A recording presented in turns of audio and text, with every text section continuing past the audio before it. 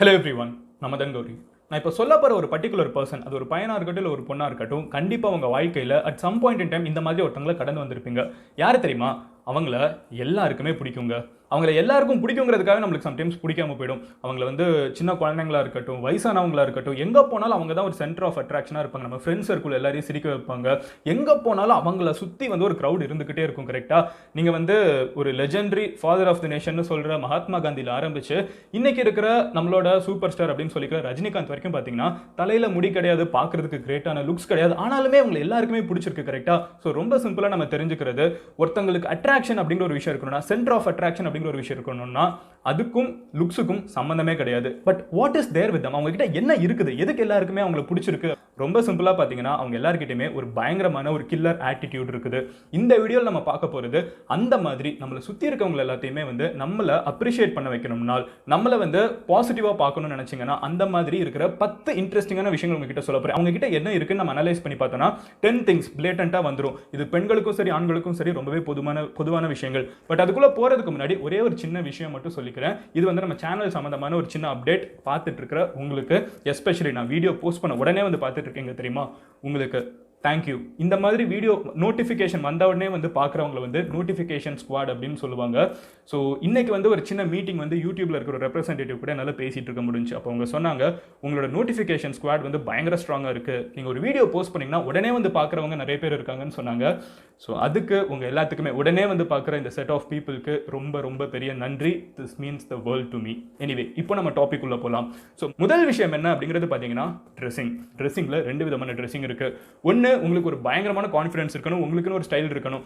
எவன் என்னை பற்றி என்ன யோசிச்சாலும் பரவாயில்ல, நான் இப்படி தாண்டா இருப்பேன் அப்படின்னு சொல்ற மாதிரி உங்களுக்குன்னு ஒரு யூனிக்கான ஒரு ஸ்டைல் இருந்துச்சுனால் அதை நீங்கள் ஃபாலோ பண்ணலாம், டவுட்டே கிடையாது. முந்தின நாள் நைட்டு தூங்க போகிறதுக்கு முன்னாடி நீங்கள் அடுத்த நாள் என்ன ட்ரெஸ் போடணுமோ வந்து அதை ஆல்ரெடி பிக் பண்ணி வச்சுடுங்க.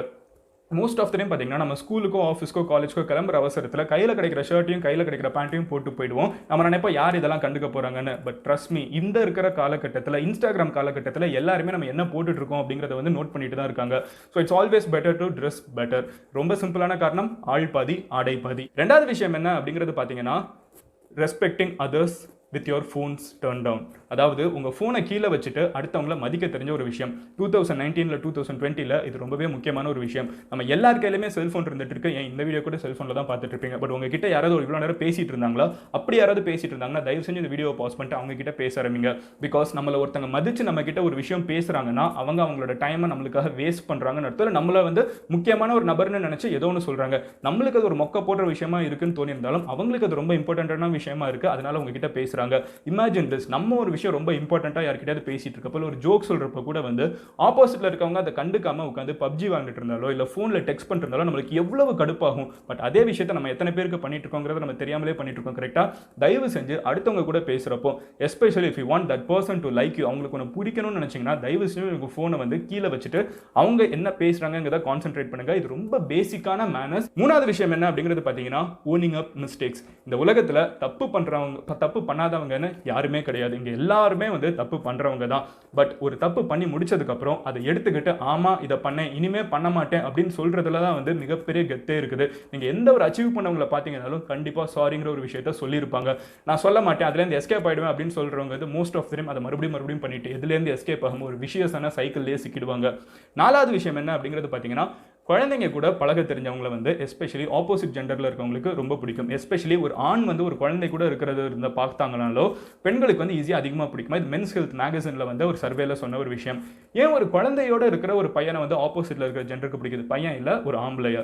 காரணம் என்னன்னு பார்த்தீங்கன்னா, ஒரு குழந்தையோட மென்டாலிட்டியை யோசிச்சு பாருங்களேன். மென் எப்பவுமே நம்ம சொல்றப்போ வந்து ரொம்ப ரக்கட் அப்படி இப்படின்னு வந்து நம்ம சினிமாலாம் மறுபடியும் காமிச்சிட்டு இருக்காங்க. அதுதான் வந்து சோஷியலாகவும் நம்ம பேசுகிற ஒரு விஷயம்.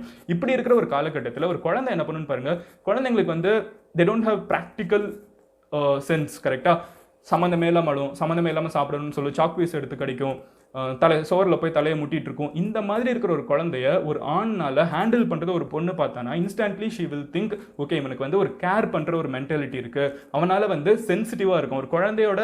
ஒரு குழந்தையோட சென்சிட்டிவ்னஸ் கூட ஒரு பையனால புரிஞ்சுக்க முடியும்னா this becomes instantly attractive for opposite gender, especially விமனுக்கு. ஸோ பெண்களுக்கு வந்து இந்த மாதிரி ஒரு சின்ன விஷயத்தை பண்றதை பார்த்தா ஈஸியாக அட்ராக்ட் ஆயிடுவாங்களாம். ஓகே இந்த பையன் வந்து மோஸ்ட் ஆஃப் த டைம் வந்து ரொம்பவே நல்லா ஹேண்டில் பண்றான் அப்படின்ற ஒரு சின்ன விஷயம், ரொம்பவே சென்சிட்டிவா இருக்கும். ஒரு குழந்தைய கூட புரிஞ்சுக்க முடியறப்ப கண்டிப்பா என்னைய புரிஞ்சுப்பான் அப்படிங்கிற ஒரு தாட் வந்து பை டிஃபால்ட் பெண்களுக்கு வரும் அப்படின்னு சொல்றாங்க. ஸோ குழந்தைங்களை வந்து பார்த்துக்கிறதா இருக்கட்டும், இல்லை வந்து ஒரு பெட்ஸ் வச்சுக்கிறது, ஃபார் எக்ஸாம்பிள் ஒரு நாய் வளர்க்க தெரிஞ்ச ஒரு பையனா இருக்கட்டும், ஸோ இந்த மாதிரி ஒரு சின்ன விஷயம், ஒரு நாய் வளர்க்க தெரிஞ்ச பொண்ணா இருக்கட்டும், ஈஸியா வந்து ஆப்போசிட்ல இருக்கிறவங்களுக்கு வந்து அட்ராக்ஷன் இன்க்ரீஸ் ஆகும் அப்படின்னு சொல்றாங்க. Because you take ownership. கரெக்டா? யூ டேக் ஒரு ஓனர்ஷிப் எடுத்துட்டு கேர் பண்ணிக்கிறதுல நீங்க கெத்தா இருக்கீங்கன்னு தெரிஞ்சுக்கோங்க. அஞ்சாவது என்ன அப்படிங்கிறது பாத்தீங்கன்னா, செல்ஃபீஸ் அதிகமாக எடுக்கிற பசங்களையும் சரி பொண்ணுங்களையும் சரி ஒரு ரேட்டிங் ஸ்கேலில் வச்சு பார்த்தீங்கன்னா கம்மியாக தான் ரேட் ஆவாங்க அப்படின்னு சொல்லி அகைன் மென்ஸ் ஹெல்த் மேகசினில் வந்து சர்வேல சொல்லுது. அதுக்கு காரணம் என்னன்னு பார்த்தீங்கன்னா, மோஸ்ட் ஆஃப் டைம் எங்கே போனாலும் செல்ஃபி, எதுக்கு எடுத்தாலும் செல்ஃபி, நான் என்னவே ஃபோட்டோ எடுத்துட்டு இருப்பேன் அப்படின்னு சொல்கிற பசங்களையும் சரி பொண்ணுங்களையும் சரி மோஸ்ட் ஆஃப் டைம் சுற்றி இருக்கவங்க இருந்துக்கிட்டு ஒரு மிகப்பெரிய நார்சிஸ்டாக பார்த்துட்டு இருக்காங்களா. அண்ட் இது வந்து ரீசெண்டாக வந்த சர்வே. பிகாஸ் செல்ஃபிங் அப்படிங்கிற ஒரு கான்செப்ட் இப்போ இருக்கிற கான்செப்ட் தான். வந்த உடனே எல்லாரையும் தூக்கி போட்டு சாப்பிட்டுருச்சு. கரெக்டாக? நார்சிஸ்டிக் பிஹேவியர்னா என்னன்னு பார்த்தீங்கன்னா, என்னை நானே ரசிக்கிறது, என்னை பற்றி நானே சொல்லிக்கிறது, நான் தான் எல்லாமே, நான் தான் கெத்து அப்படின்னு நினச்சிட்டு இருக்க சில பேருக்கு வந்து இந்த மாதிரி நார்சிசம் அப்படின்னு சொல்லுவாங்க. ஸோ இது வந்து மற்றவங்க அப்ரிஷியேட் பண்ணுற ஒரு விஷயம் கிடையாது. ஸோ நீங்கள் வந்து ஒரு நார்சிஸ்டாக இருந்தீங்கன்னா எங்கே போனாலும் இஃப் யூர் எக்ஸ்ட்ரீம்லி செல்ஃப் அப்சஸ், 4 பேர்கிட்ட கேமராவை கொடுத்துட்டு என்னை ஃபோட்டோ எடு, இல்லை நானே என்ன ஃபோட்டோ எடுத்துக்கிறேன், அப்படி செல்ஃபி பிஹேவியராக இருக்கட்டும், இல்லை ரொம்ப இந்த ஃபோட்டோ சென்ட்ரிக் பிஹேவியர் அப்படிங்கிற ஒரு விஷயம் வந்து சப்போஸ் இருந்துருந்துச்சுன்னா தயவு செஞ்சு அதை மாற்றிக்கோங்க. பிகாஸ் இது வந்து அட்ராக்டிவே கிடையாது. சுத்தமாக ஆப்போசிட்டில் இருக்கிறவங்ககிட்ட ரொம்ப செல்ஃப் சென்டர்ட் பர்சன், எனக்கு இது வேணாம் அப்படின்னு தான் டிசைட் பண்ண வாய்ப்பு இருக்குன்னு சொல்கிறாங்க. எனிவே, ஆறாவது என்ன அப்படிங்கிறது பார்த்தீங்கன்னா, உடல் அமைப்பு. எஸ்பெஷலி ஆண்கள் வந்து பெண்களை விட வந்து கொஞ்சம் பிகராக இருக்கணும்னு எப்போவுமே ட்ரை பண்ணுவாங்களாம் ஃபிசிக்கலி. ஃபார் எக்ஸாம்பிள் சொல்லணும்னா, பெண்களுக்கு வந்து ஆண்கள் வந்து ஒரு மிகப்பெரிய ஆப்ஸ் வச்சுக்கிட்டு ஜிம்முக்கு போய் மாசாக இருக்கணும் அப்படின்னு சொல்ல, அதுக்கே வந்து ரொம்ப நோஞ்சானா ரொம்ப ஒல்லியா எதுவுமே பண்ணாமல் அப்படி இருக்கணும் அவசியம் இல்லை. ஒரு பொண்ணு என்ன எதிர்பார்ப்பா ஜென்ரலாக ஒரு பையன் கிட்டன்னு பார்த்தீங்கன்னா, தன்னை விட ஒரு பெருசான ஒரு ஆணை வந்து எதிர்பார்ப்பா. தன்னை விட ஒரு சின்னதாக இருக்கிற ஒரு பையனை விட தன்னை விட ஒரு பெருசாக இருக்கிற பையனை பார்த்தாங்கன்னா, ஃபிசிக்கலி பெருசாக இருக்கிற பையனை பார்த்தாங்கன்னா, she will find him more attractive. So அது ஏன் பார்த்தீங்கன்னா, பை டிஃபால்ட் வந்து he can protect me அப்படிங்கிற மாதிரி ஒரு சென்ஸ் வந்து பெண்களுக்கு வரும் அப்படின்னு சொல்றாங்க.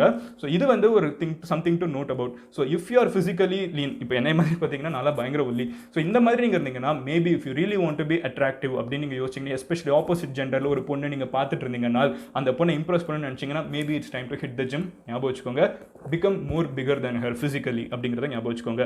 ஏழாவது என்ன அப்படிங்கிறது பார்த்தீங்கன்னா, ஜார்ஜ் க்ளூனி எஃபெக்ட் அப்படிங்கிற ஒரு விஷயமே இப்போ மாடர்ன் டேஸ்ல வந்து டேர்ம் பண்ணியிருக்காங்க. இதை நீங்கள் கூகுளில் போய் சர்ச் பண்ணி பார்க்கலாம்.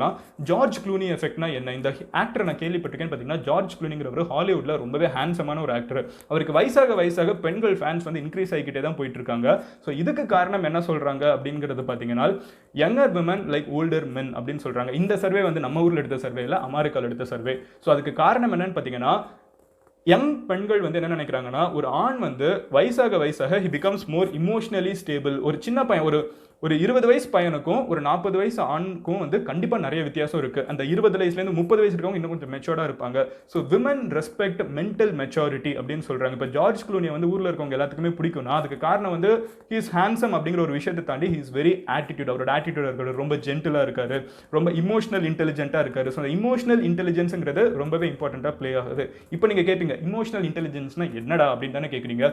ரொம்ப சிம்பிள், அடுத்தவங்களோட உணர்ச்சியை புரிஞ்சுக்கிற ஒரு தன்மை. இது வந்து நம்மளுக்கு எக்ஸ்பீரியன்ஸோட தான் வரும் அப்படின்னு சொல்றாங்க. இருந்தாலும் நம்ம எக்ஸ்பீரியன்ஸோட தான் வரணும்னு வெயிட் பண்ணி வயசாக உட்கார்ந்துட்டு இருக்கணும்னு அவசியம் இல்லை. we can try to understand opposite person.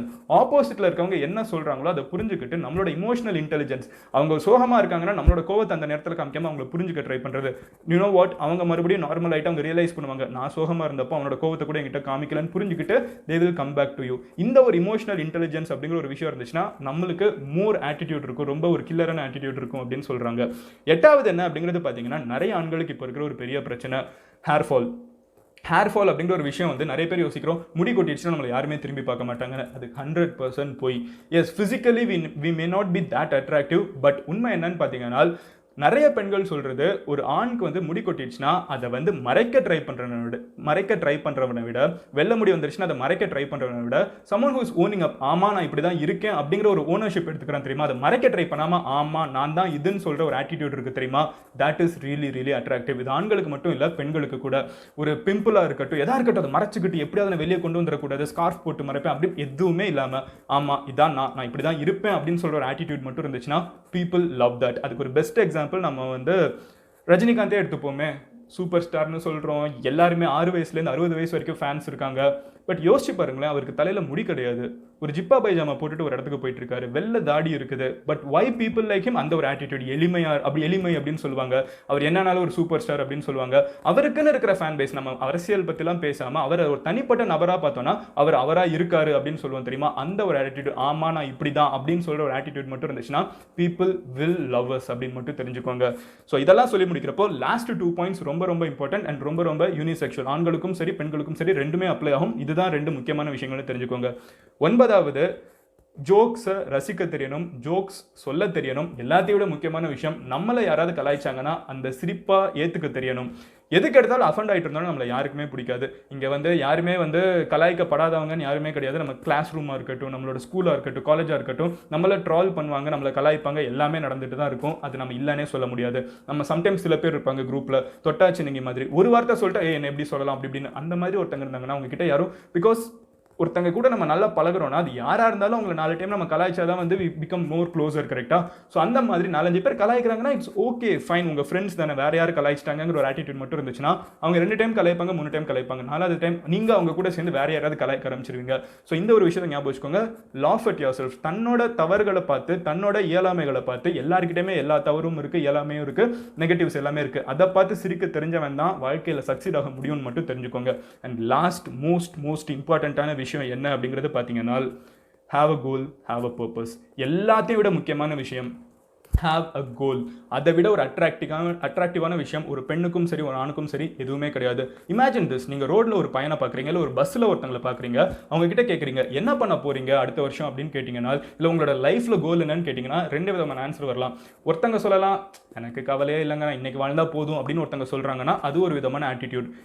ஒருத்தங்க சொல்றாங்க எனக்கு என்ன பண்ண போறேன்னு தெரியல, பட் நான் இதை தான் அச்சீவ் பண்ணும் அண்ட் இதை நோக்கி நான் போயிட்டு இருக்கேன், என்னைக்காவது ஒரு நாள் கண்டிப்பாக நான் அதை அச்சீவ் பண்ணுவேன் அப்படின்னு சொல்றது எவ்வளோ நல்லா இருக்கு. அண்ட் 3வது ஒரு கேட்டகரி இருக்காங்க, சில பேர் இருந்துக்கிட்டு நாளைக்கு இத்தனை மணிக்கு எந்திரிப்பேன், நாளைக்கு கழிச்சு இத்தனை மணிக்கு தூங்க போவேன், நாளைக்கு அடுத்த நாள் வந்து இந்த காலேஜில் போய் சேருவேன், இந்த மார்க் எடுப்பேன். அது வந்து ஓவர் பிளானிங், அதை நான் பண்ண சொல்லலை. அதுக்குன்னு ரொம்ப லெத்தாஜிக்கு எனக்கு கவலையே இல்லை, நான் பட் இன்னைக்கு தான் இருந்துட்டு போவேன், அதுவும் ரொம்ப தப்பு. But if you have a purpose, if you have a goal, வாழ்க்கையில் எனக்கு இந்த ஒரு விஷயம் பண்ணுங்க, ஒரு ஊரில் இருக்கிற ஏழை பெண்களுக்கு வந்து ஒரு மென்ஸ்டுரேஷன் பேடு கொடுக்கணுங்கிறது வந்து முருகானந்தம் வந்து ஒரு கோலாக வச்சுக்கிட்டாங்க. இன்னைக்கு அவங்கள பற்றி எடுக்கிற படங்கள் வந்து ஆஸ்கர் ஜெயிச்சிட்டு இருக்கு. இது ஒரு பர்பஸ், உங்களுக்குன்னு ஒரு பர்பஸ் லைஃப்பில் வச்சுக்கோங்க. அது கோல்ஸாக இருக்கட்டும், whatever it is, social காஸாக இருக்கட்டும், வாட் எவர் இட் இஸ், எவ்வளோக்கு எவ்வளோ அது மற்றவங்களை பற்றி இருக்கோ அவ்வளோக்கு எவ்வளோ உங்கள் மேலே ரெஸ்பெக்ட் அதிகமாக வரும்.